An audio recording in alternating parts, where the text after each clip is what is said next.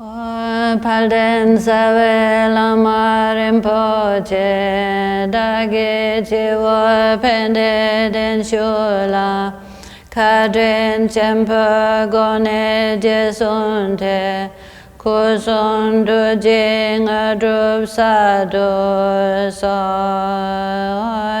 Sanje Chudang Soji Chonamla Shanju Badu Dane Chapsuji Tage Jinso Jibe Sunamji Drola Penje Sanje Dupasho Sanje Chudang Soji Chonamla Shanju Badu Dane Chapsuji Tage Jinso Jibe Sunamji Drola Penje Sanje Dupasho Sanje Chudang Soji Chonamla Shanju Badu Dane Chapsuji Tage Jinso Jibe Sunamji Drola Penje Sanje Dupasho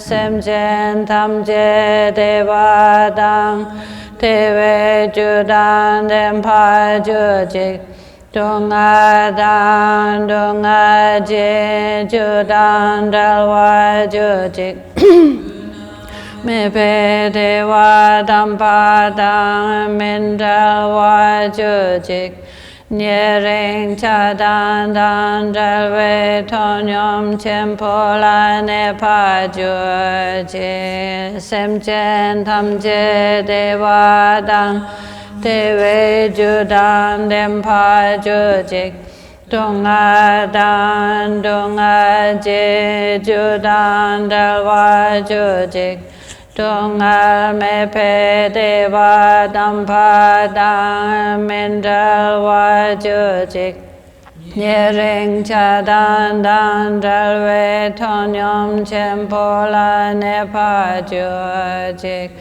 Semchen Tamje Devadang Deve Judan Dempa Jujik Dungadang Dungaji Judan Dalwa Jujik Dungal Mepe Deva Dampadang Mindalwa Jujik Nyering Chadan Dan Dalwe Tonyom Chempola Nepa Jujik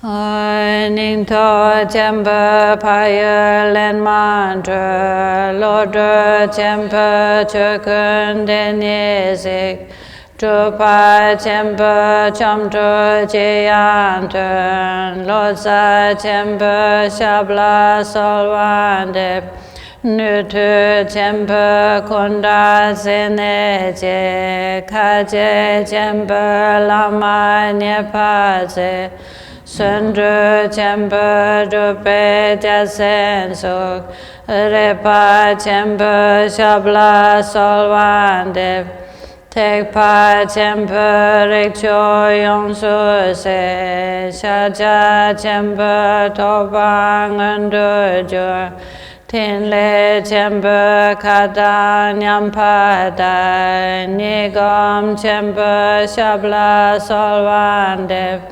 Tampa Namla Gube Satabdu Drupju Tensen Chonam Shabden Ching Tempa Rinchen Chojo Jepadang Chitengele Chempa Chapai Shor Jewa Kuntu Yangdang Dan Dame Chuji Pala Long Chujing Sadang Langji Yanten Rapsone Dorje Chang Gopanyo Tosho.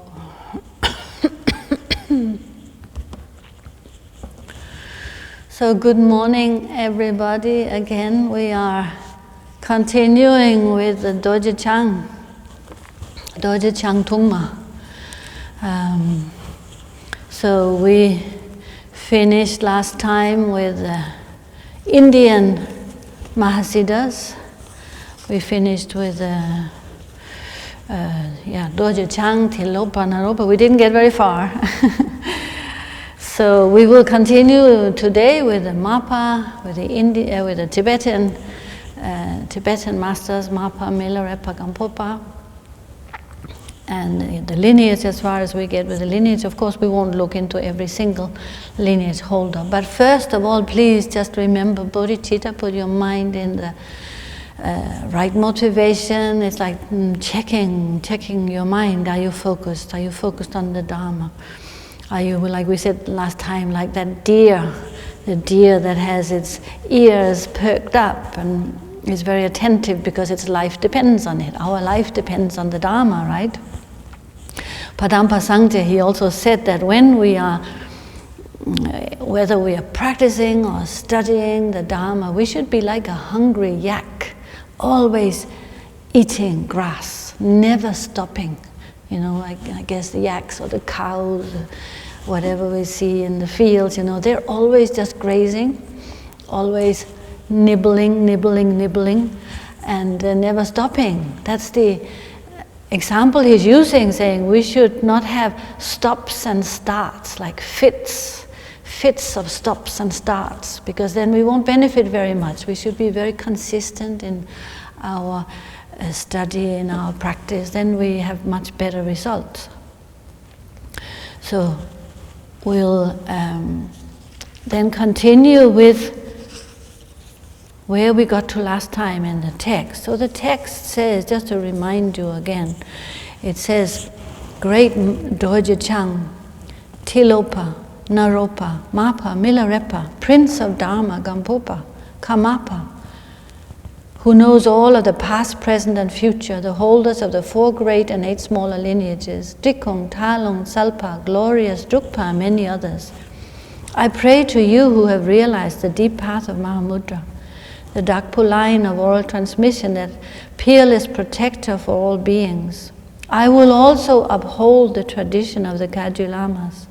Grant your blessing that I may follow the examples of their wondrous deeds. So, let's look at Marpa. Marpa, the translator. So Marpa brought the lineage to Tibet from the great masters in India, from the great Mahasiddhas, and we've seen that up until now we've had such a varied list of people, a varied list of practitioners, of great masters, of great realized beings, and Marpa was also his own person. Marpa was, well, from the start when he was born, he was a very forceful character. He was wild. It says his parents could not control him. He was also very angry. So he was throwing tantrums and being a really difficult child, to a point where his parents thought, we can't handle this.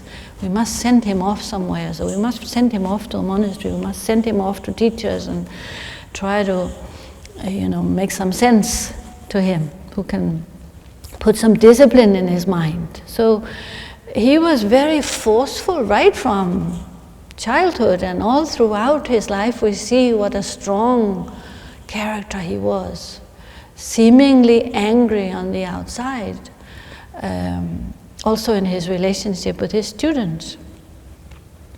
But so later on, Marpa, he became a family man. He was married, he had a wife, he had sons, he had children, and he was farming his land. And it's said that later on, he became a great translator when he traveled to India 3 times, and he brought the teachings back to Tibet. He translated them. He spent many years with teachers in India. But then when people would come looking for him in his village and would ask for the great Marpa, the great translator, all the other villagers would sort of say, well, we haven't heard about any great translators, but we've got Marpa. We've got Marpa, the farmer here. You could check with him. So to the ordinary people, he was like a village elder. But in terms of the lineage, he had a huge impact, and spent many years in India. He went through great hardship. The journeys were very difficult to India in those days. He gathered a lot of wealth and gold that he brought with him as offerings to India. And then he spent, I think it was 13 years, he spent meditating and translating the texts. And then bringing, again, at great hardship to himself, he brought these texts back. And you know, in all these travels there were so many difficulties, thieves and tax people and everyone trying to take advantage. So he did have a lot of trouble. Then he had many great students, but he was not like someone who gathered lots and lots of students. We see that up until the time of Gampopa, both all the previous masters and also Marpa and Milarepa, they did not have massive numbers of students. But their impact was vast in different ways. And so for Marpa it was in the way that he brought the teachings, he translated the text, and his impact in establishing the teachings in Tibet. So his main student was Milarepa. And again, you can read more about these life stories. It's very important that we read them, and they're translated into English. So I recommend that you read about the life of Marpa, and how it, again, and you see them interwoven, Marpa, Milarepa, and both of their life stories. So his main student was Milarepa, and Milarepa was a yogi. Milarepa, who had great family tragedy as a youth, and you know, his life story is very well known, how his father died, and he had this great tragedy where all the wealth was taken away from his mother and his family, and they were left destitute. And his mother was very revengeful, and due to that she sent Milarepa off to study black magic, and this ended up causing the death of 35 members of his family through hailstorms. So after that, Milarepa had great remorse. He felt great remorse, and he started thinking, what can I do? What have I done? What can I do to make good for everything that I have done? I have caused the death of all these family members. So Milarepa eventually met up with Marpa. First, actually, he met another teacher, an Nyingma teacher, who said, well, people who study with me in the daytime, by the nighttime they will be enlightened, or in the morning they will have teachings, by the nighttime they will have results. So Milarepa felt very laid back when he heard that, and it turned out that he was not really practicing. He was just sleeping. When this teacher saw he was not putting in an effort, he sent him off to Marpa instead. Say, you have a connection with Marpa, you must go and see Marpa, the great translator. So Milarepa went to Marpa for teachings, and when we read again the life story of Milarepa, we see that he went through great hardship in his first years with Marpa. Marpa made him build all these towers to purify his karma, to test him, to mold his mind. And Milarepa never gave up. He was so committed, he was so eager, so keen to get teachings. But Marpa would only just give him little drops of teachings here and there. And then he sent him off to build more towers, and he gave him very confusing instructions. But eventually he was accepted as Marpa's student, and he went off to practice. He spent most of his life in caves, in very harsh conditions, very little food, nettles, just whatever was growing outside of his cave, he would boil it up in a little pot. And his sort of example is so well known within the lineage of his dedication and his diligence, his total faith and application. So it said, Milarepa is an example of someone reaching enlightenment in one lifetime. And he was well known through his dohas, his spiritual songs of realization. And his tumo, his practice, he was just dressed in a cotton cloth. Milarepa, repa, the one who wears the cotton cloth. Re means cotton in Tibetan, so the cotton-clad one. And he had other repas with him, his students, but they became known for tumo, their ability to practice tumo in the caves, in the mountains, in the winter, being able to survive in the snow-covered mountains with very little food, great hardship and no comfort whatsoever. And then, of course, Milarepa's 100,000 songs, his great sort of his way of teaching. But he moved from cave to cave whenever he started to become well known in an area, and students would come to see him, or villagers would come to look out for him and to seek him out. He would move on to another cave. It's like a deer in the mountains. He was trying to really spend his life in retreat and not get pulled out into becoming a great teacher. So from that point of view, they did not have huge numbers of students, both Marpa and Milarepa. They did not have students in large numbers, but they were hugely influential and benefited many, many beings, and of course we see up until this day.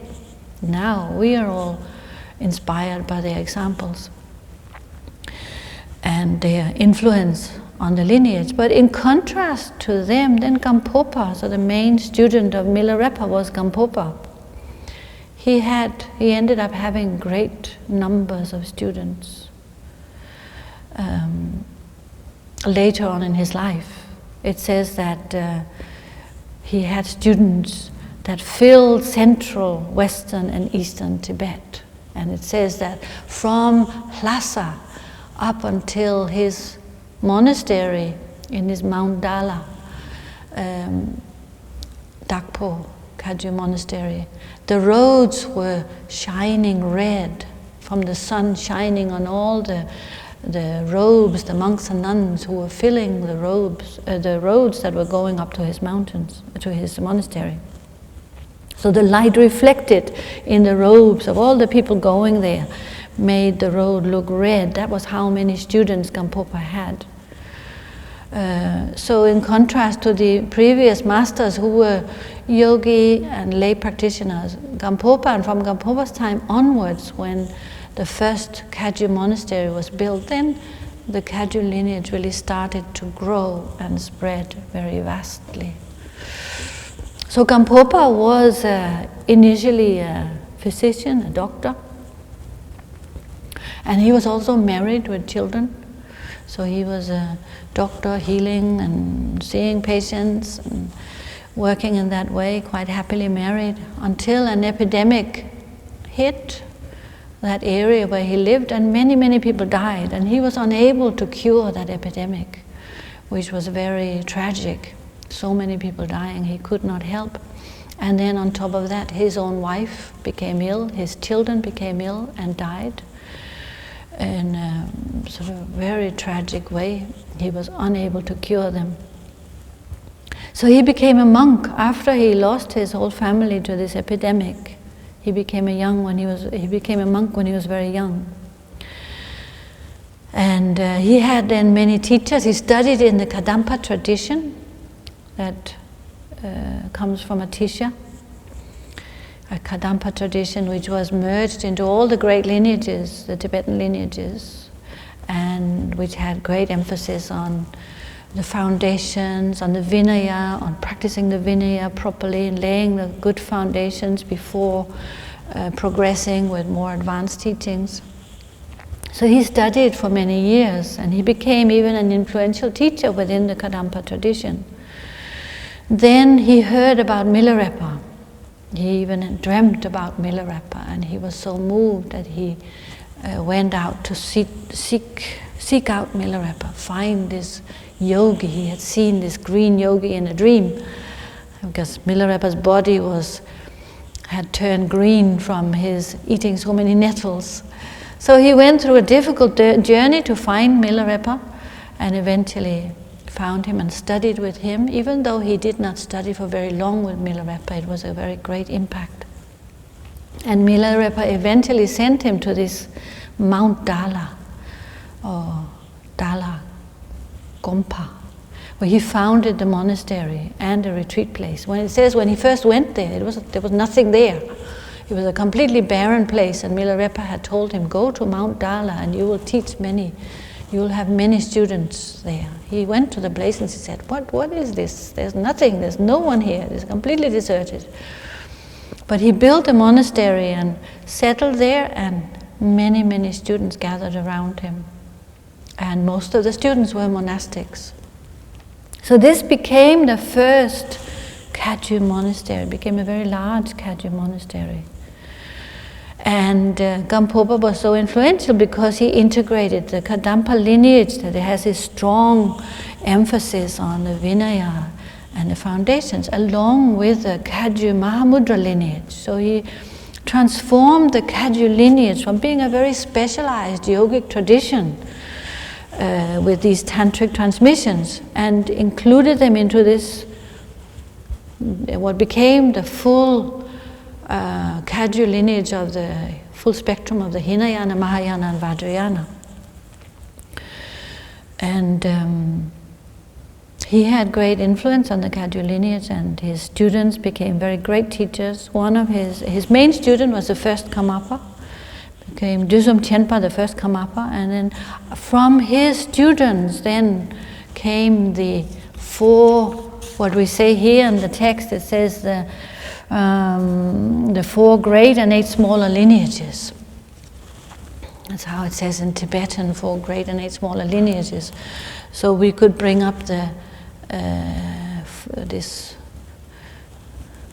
slide that shows you these 4. A better translation, we recommended to say the 4 senior and the 8 junior, the younger, the older, the 4 elder and the 8 younger lineages, because it depends. The reason they're called greater and smaller doesn't mean that some of them were greater and more important than others, and some were smaller or lesser than others. But it is showing the closeness to Gampopa. One is a sort of a generation removed from Gampopa. So the 4 main lineages, the Barom Kagyu, Karma Kagyu, the Mahamudra and the Selpa Kagyu, they come directly from Gampopa, from Gampopa students, like that complete connection, direct connection with Gampopa. Then the 8 other lineages emerged from Mahamudra, so they're like one link removed. Some of them are still alive today, some of them have been merged into other lineages, some of them are still existing. But for us, the main important here is the Karma Kagyu. But in terms of these are all what we call the Dakpo. They all became the Dakpo Kagyu. Dakpo Kagyu meaning emerging from Gampopa. So from the Karma Kagyu is from the Karmapa, Dzong Chenpa. So the first Karmapa, Dzong Chenpa. So his early years, the first Karmapa, he was born into a very devoted lineage, the Dzong Chenpa. So he was born into so we look at Dzong Chenpa. The early years, he was born as a family of Buddhist practitioners. And by the age, when he was very young, by the age of 19, he became a monk. So he was, right from birth, he showed signs of great devotion and great dedication to the Dharma, and he spent 12 years onwards from the time he became a monk. He spent 12 years studying and practicing with well-known masters, great masters. And then at the age of 30, he started receiving teachings from Gampopa. And he trained in all the foundation practices of the Kadampa and all of the general philosophy, and he had all the great transmissions. And it's said that he had great accomplishments and showed great cities early on, and eventually had this ability to perform miraculous activity, which became something all the Karmapas after him showed, sort of manifested miraculous activity, and planted, like it showed great faith in their students. So especially through predicting their future incarnation. So the first Karmapa Dorje Chang Tungma became the first master to predict his own rebirth. So as we know today, from the first Karmapa until today, we have the 17th Karmapa. The first Karmapa was he gave the names of his parents and the year he would be reborn and where to find him in maybe a slightly cryptic language that he left behind to be found by his main student. So his main student was Dorje Chang. But in this way, the Karmapas became very influential. Now we have many others who are, who predict their own lineage and their own reincarnation. But the Karmapa became the first to do this through this ability and miraculous activity of his throughout all the 17 Karmapas up until now. We saw how the 16th Karmapa predicted his own rebirth, gave the names and the place and the year of where he would be reborn, and this is where he was discovered. So the first Karmapa, he also founded many monasteries, many important Kagyu monasteries. He founded a place in Kampo called Kampo Nenang. He founded a place in Litang. He founded a monastery near Karma Kagyu, and especially he established the main seat at Surpu. That has been the main seat of the Karmapas ever since, within Tibet at least. So in that way, all the lineage masters up until today, we've had this Karma Kagyu lineage. We call the Karma Kagyu lineage. In fact, it has many names, sometimes called the Karma Kamsang lineage. So the Karma Kamsang, Karma Kamsang, because the Dorje Chang Tungma, he established this home. He established first his home at a place called Kampo Nenang, and his monastery, established his monastery at Kampo Nenang. Then the name of Karma Kamsang comes from that, because karma means the Karmapa. Karma means activity, and Karmapa means the one who holds or manifests activity. And Kam means Kampo, and Sang means home in Tibetan. So literally Karma Kamsang comes from, it literally means the home of the Karmapa, and it originates from the first Karmapa who established that monastery and his own seat for a long period of time at Kampo Nenang, Karma Kamsang. Then also we call it the Karma Kagyu. So the name comes from the first holder of the black crown, the Karmapa, Karma Kagyu, and then we have the Dakpo Kagyu. The name comes from the time of the Gampopa. But all of it is this Kagyu lineage that we are following. And yes, what we see now when we look at all these lineage masters, we see that all of them had great hardship on their path. All of them, like now, today, we do the Ngundro, we do the 100,000 prostrations. Maybe in our own lives we have had some hardship. But what we can see is how all of these great masters, they transformed and used their hardship as a method, a means to grow on the path, to strengthen their own faith, to purify their weaknesses, to purify their karma, to transform their own path into enlightenment. So their examples inspire us in that way and help us to connect with the Dharma. And when we talk about the lineage, we say it is very old. The teachings are very old, but they're also very new.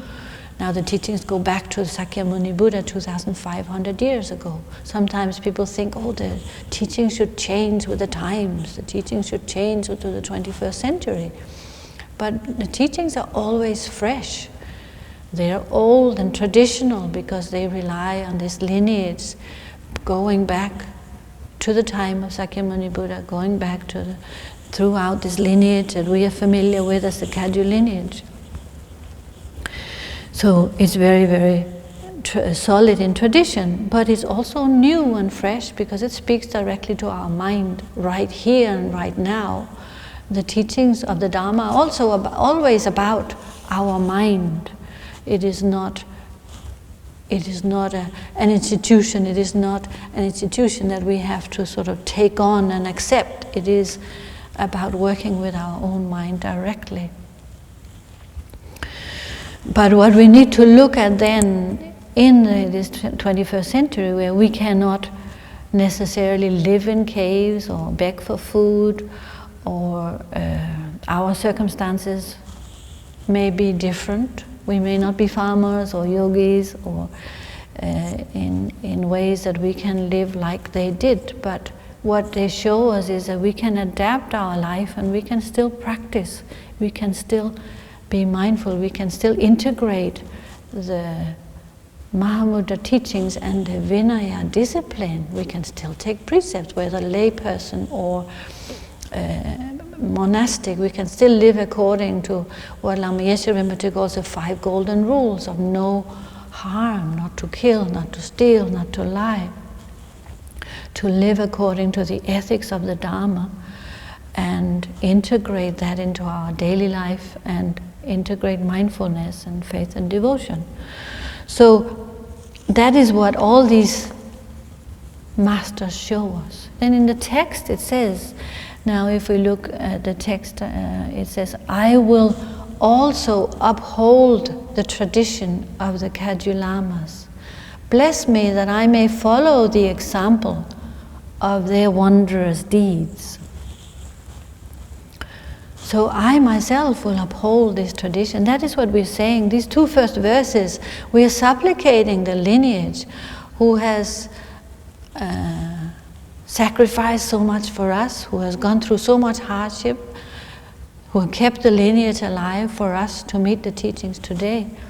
And we're saying that I will also, in my life, I will uphold this tradition.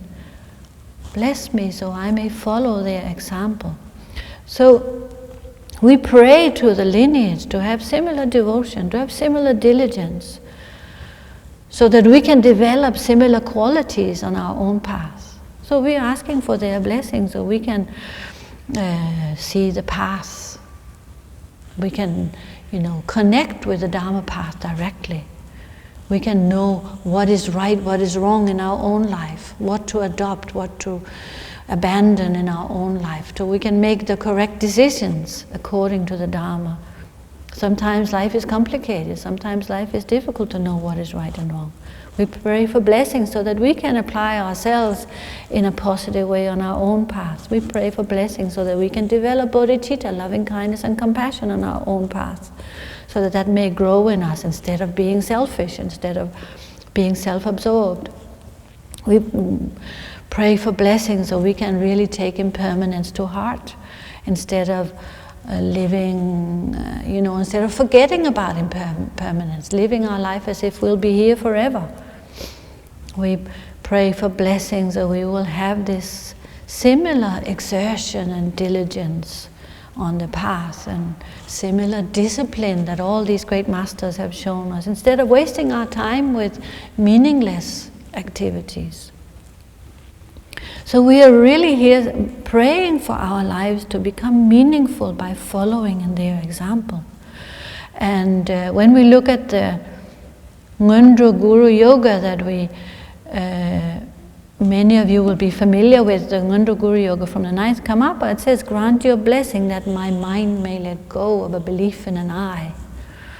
It's similar. This is what we're asking for on the path. When we say here, grant your blessing that I can develop similar qualities, it means may I let go of a belief in an I, because this is what mostly holds us back, this strong sense of I. You're saying, grant your blessing, I may let go of that strong holding onto a sense of self. Grant your blessing that desirelessness may be born in me. All this selfishness that is holding me back. Grant your blessing that non-dharmic thoughts may cease. Grant your blessing that delusion may subside of itself. Grant your blessing that my mind may be realized as unborn or as a Dharmakaya. These are the prayers we are always directing to the lineage, to the Guru, to Dorje Chang, to this whole lineage that we are now sort of familiar with to a great degree. But in all our Guru Yogas, all of our prayers, they're not different in that sense. The goal is the same in all of them. The words might be slightly different. The text might be slightly different, but the goal is always the same. We are praying to the Gurus, we're praying to the lineage, we are directing our attention to the lineage masters who have given us these great examples of what we need in order to progress on our own path. And the goal, they have shown us what the goal is, and they have shown us what the obstacles are. The obstacles are holding on to this sense of self. Our obstacles are attachment and aversion, delusion. And the goal is this, may my mind be realized as the Dharmakaya. We talked about Dorje Chang as representing this limitlessness of space, the blue color of Dorje Chang, representing no boundary, the vastness, the formlessness of space. So may our mind become like that, having no limitations, having no boundaries, no clinging, no attachment, and no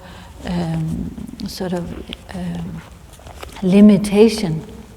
So I wanted to read to you again from this, my favorite book of the Rain of Wisdom. Here it is the song of Doha of Lord Rotaya, where he says he's like calling out to the lineage, to the Kagyu lineage. He says, from the great lords of yogins, Naropa and Maitripa, down to the Lord Guru Pema Wangchen, the golden garland of the Kagyus reached the Dharmakaya kingdom of non-meditation. They spontaneously cleared away the darkness of the two obscurations, and they expanded the great power of the two knowledges, opened the treasury of benefit for the sake of others pervading space, and remained in the refuge of mind free from doubt. The Kagyu lineage is known to be passed from one to another. It is known not by words alone, but by their meaning. Please guide even such a low-born savage as myself, who possesses the merest mark of your noble lineage, quickly to the kingdom of non-meditation. Kind one, please utterly exhaust my conceptual mind. So this is how Lord Rotaya, great master Lord Rotaya, Jamgon Kongtrul the Great, how he prayed to the lineage, his own guru, Pema Yangchen, Situ Pema Yangchen. He prayed for his own mind to be utterly exhausted of concepts, which is what blocks us and which is what obstructs us from experiencing this limitlessness that all of these great masters are showing us in the examples. He's saying they remained in the refuge of mind free from doubt. So our mind is where we find the true refuge. So all of the great lineage masters, what they also show us in the examples is the devotion they have, the great devotion and the dedication and diligence. So this is what these first two verses, this is what I said to you at the beginning, is we have the the verses about the lineage, the field of accumulation, you could say, those we are directing our prayers to. And then the following verses are showing us then, well then, what do we need? How do we need to, what do we need to do? How do we get to that state that they show us? How do we reach that result that they are presenting to us? And so the following verses is showing us what do we need, what qualities do we need on the path? How do we apply ourselves on the path to reach that great refuge of mind and the great limitlessness of Dorje Chang? So the next verse then tells us, weariness with samsara is taught to be the feat of meditation. Thus the true meditator is uninvolved with food, wealth or anything. Grant your blessing to those who sever their bondage to the things of this life, that they may be unattached to success and honor. So this is now the main instructions in the text. How to apply ourselves on the path is what they're telling us. So the text goes through, shows us the feet, the head, the body. We need the feet in order to move forward on the path, to accomplish things. The feet take us from one place to another. They turn us towards the Dharma. They turn us away when we're walking. The path is turning away from samsara and towards this ultimate goal. We are on the path and we need to move forward. So what we have to recognize in order to move forward on the path here, what this verse is showing us, is we have to understand that there is no real satisfaction within samsara. It says weariness with samsara. We have to actually really deep down understand that these first steps on the path is recognizing that it's like the first noble truth of suffering. We have to understand the nature of samsara is suffering. And not to have a belief that, well, maybe, somewhere where there's a little island where that doesn't apply. We need to recognize that samsara equals suffering. And we also have to recognize it can be remedied, so we move forward on that path towards the freedom from suffering. I remember once in Samye that there was a visitor who stayed for quite a while in Samye, and he was someone who sort of was such a bright, shining character, such a bright person, and at one point he left, and I remember saying to Akam Rinpoche, oh, what a pity he left, what a pity he didn't stay with the Dharma. And Rinpoche, he said in the way he does in very few words, he said, not enough suffering. Not enough suffering. He had not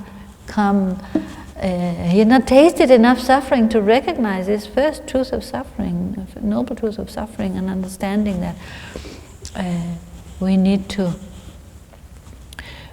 look elsewhere. So in Sanskrit, the word we translate as suffering is dukkha. Dukkha in Sanskrit means, you could also translate as incapable of satisfying. I think it can have many different translations. It can be translated as stress or discomfort or unease or dissatisfaction, or unable to withstand something. So it covers the whole range of unease. It is not just intense suffering. It is any little sense of unease is covered by this word dukkha. And it means anything temporary is dukkha. Anything that is impermanent and temporary means it is There's a sense of unease there. There's a sense of dukkha. There's a sense of it is incapable of providing lasting happiness, lasting satisfaction. So there's different categories of pain, but within samsara, what we see is that we are always looking for something. We say samsara korva, this wheel of going round and round and round, trying to find happiness where we cannot find it, chasing after the things that we think may bring us happiness, and trying to avoid and run away from the things that we feel threaten us. But in that process, we have all the different categories of pain, of not finding what we are looking for, of not keeping what we have, the things we want to keep, and of being separated from what is dear to us, and of getting what we don't want. So these are the different types of pain that we all experience. And we are never really content. We always want more. We're always afraid of losing what we have. And due to different circumstances, this is what happens. We have sickness, we have enemies, we have ups and downs, and all of that develops stress, dissatisfaction, all the different negative emotions of anxiety and anger, jealousy, attachment, or low self-esteem, in the process of chasing after all those things that we feel, or if we still believe that they bring us some form of happiness. So renunciation or weariness is what we are needing. What we need here. It says renunciation is taught to be the feet of meditation. What Gampopa said in these 4 dharmas of Gampopa, he said the mind does not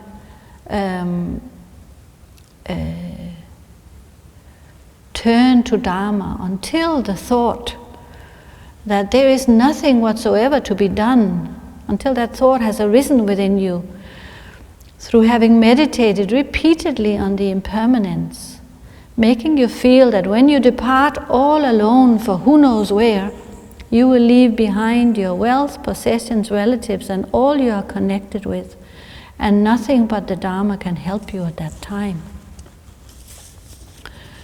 So, contemplating impermanence, cause and effect, suffering of samsara, trying to assimilate these 4 thoughts is how we turn the mind to the Dharma, how we move forward on the path and progress on the path, because we recognize that there isn't really a lasting satisfaction or contentment or happiness to be found within all these areas that are mentioned here in the verse.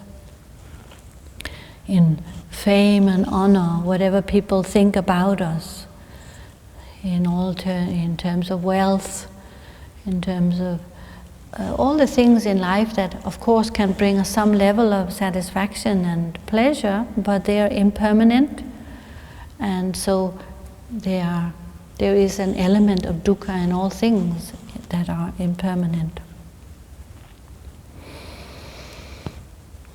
So how can we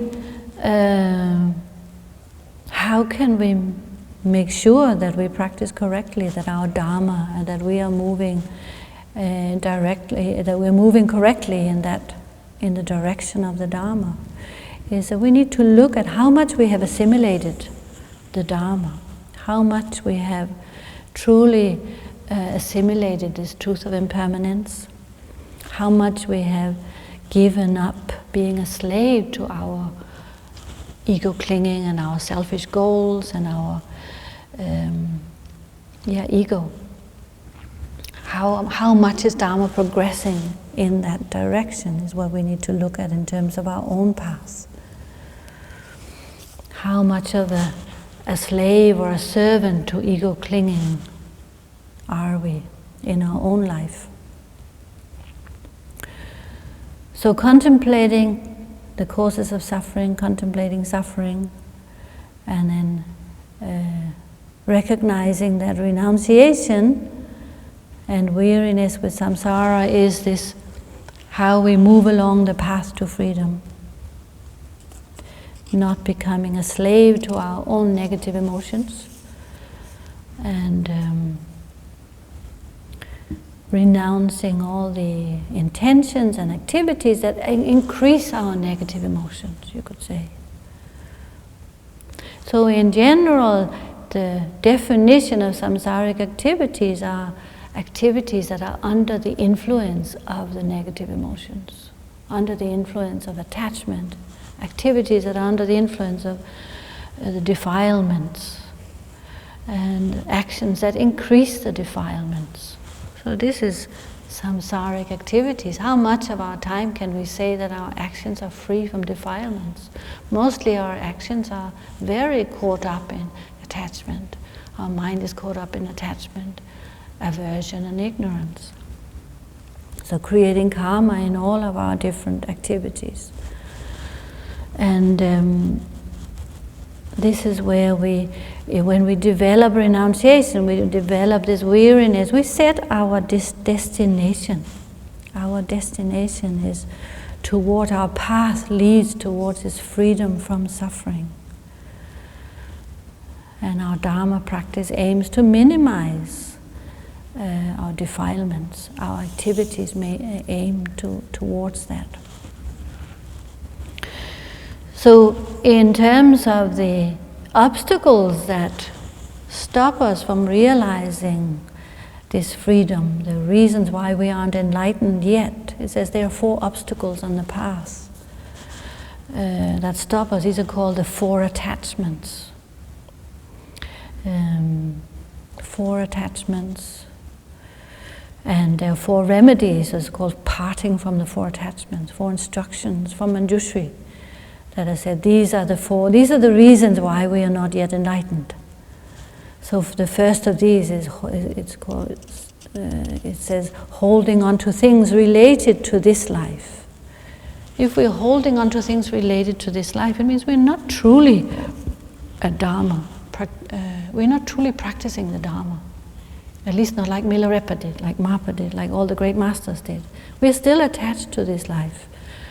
Based to a strong sense of self, everything that we do, it has to be according to this sense of my own preferences, my own attachment, my own what I want to avoid, all of my own view. Everything should evolve around me, my opinions, my likes and my dislikes. So holding on to things related to this life. And the remedy for this attachment is contemplating impermanence.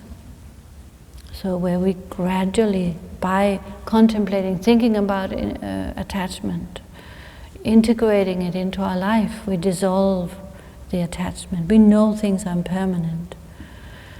And we let go of our belief in this trying to find happiness in things that are impermanent.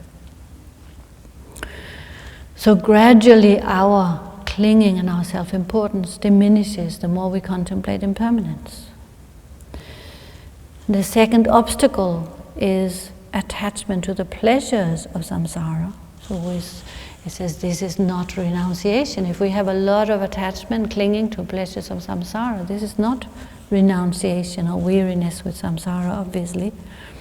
So if we are always chasing after ordinary pleasures, then we should look at that. And again, we should, the remedy for that is contemplating this dukkha, suffering of samsara, so the also cause and effect. So the 4 thoughts really is the remedy. The more we integrate and assimilate these 4 thoughts, the more we let go of the more we can part from these 4 attachments. And the third obstacle on the path is attachments to, sometimes it's called attachments to peace or attachment to our own benefit. So that is, it said this is not bodhicitta, this opposite, is the contrary to bodhicitta. So where we are just, maybe we're practicing, maybe we're meditating simply to attain a peaceful state of mind for ourselves. Whatever we manage to achieve, We may be fed up, we may be fed up with the negative emotions, we may be fed up with our own ups and downs, but we're still practicing and we're on the path simply due to attachment to this peace of mind. So of course the ultimate goal goes beyond peace or no peace, it goes beyond duality of any kind. And the remedy is bodhicitta, practicing bodhicitta. So caring for all sentient beings, applying both aspiration and application bodhicitta for the benefit, applying ourselves on the path with that motivation of bodhicitta. And the fourth obstacle, the fourth reason that we are not yet enlightened is this not knowing the means of liberation, or sometimes it is fixation on things as real, as solid and as real. So that is not the correct view, it is a wrong view. Not understanding this appearance emptiness, the relative and the ultimate. We're ignorant of how to free ourselves from suffering.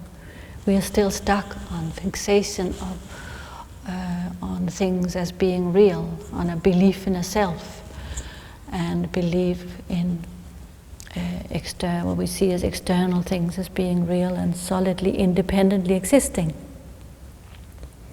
So we are practicing with a wrong view.